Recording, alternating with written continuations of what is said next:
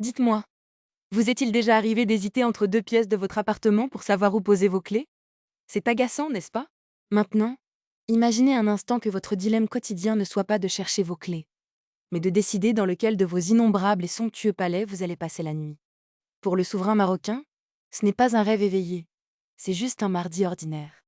Mais pendant que les dorures de ces demeures princières brillent de mille feux, de l'autre côté de la colline, dans les hauteurs glacées du haut Atlas, un enfant se bat pour un morceau de pain de la veille, assis dans une école dont le toit laisse passer la pluie à chaque averse.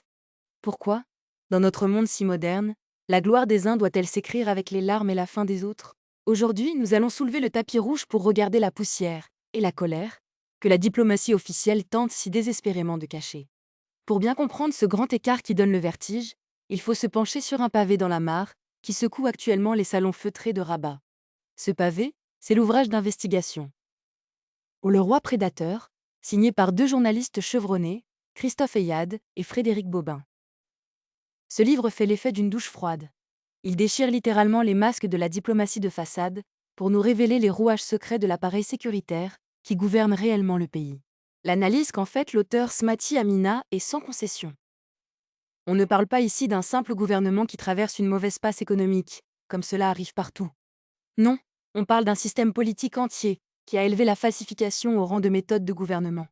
Un système qui a appris à masquer la misère sous des couches de vernis doré pour rassurer les investisseurs et les touristes, pendant que la réalité sociale, elle, se consume à petit feu. Entrons un peu dans les détails de ce contraste saisissant. D'un côté, nous avons une existence royale qui semble tout droit sortie des contes de fées, ou plutôt des légendes des anciens sultans.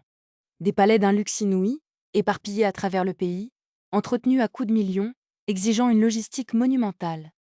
De l'autre côté de ce miroir aux alouettes, il y a le citoyen marocain ordinaire. Celui qui ne vit pas, mais qui survit dans une précarité de chaque instant. Le modèle de développement économique, si souvent vanté dans les colloques internationaux, a lamentablement échoué à tenir ses promesses. Pire encore, il a creusé le fossé, appauvrissant les plus démunis, tout en concentrant les richesses au sommet. Mais alors, me direz-vous avec cette candeur qui nous caractérise, comment un tel système peut-il tenir sans que tout le monde ne crie au scandale? C'est là que réside le coup de génie, ou plutôt le coup de force, du Magzen, cet appareil de pouvoir traditionnel.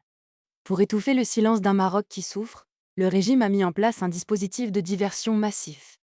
On parle de milliards dépensés pour mobiliser des armées de propagandistes, des bataillons de comptes numériques et de trolls sur les réseaux sociaux.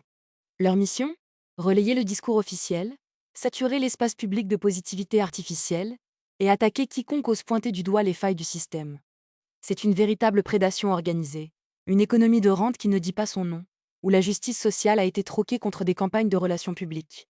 Mais c'est ici que l'histoire devient fascinante, et c'est ce que le pouvoir redoute le plus.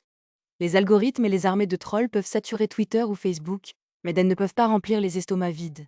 Le masque du prestige est en train de se fissurer sous le poids de la réalité. Ce peuple que l'on croyait définitivement réduit au silence par la propagande commence à faire un calcul mental très simple, presque mathématique.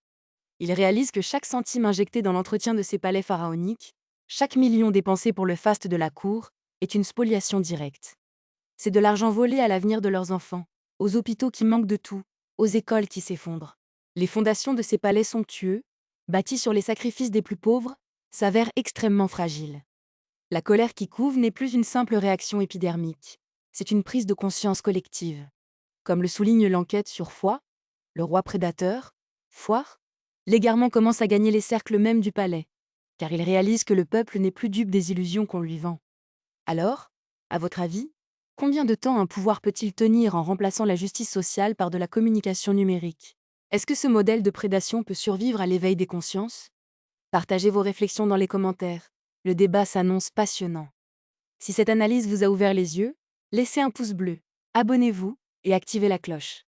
Dans notre prochaine vidéo, nous irons explorer les coulisses d'un autre empire financier qui préfère rester dans l'ombre. Restez connectés, gardez l'esprit critique, et à très bientôt.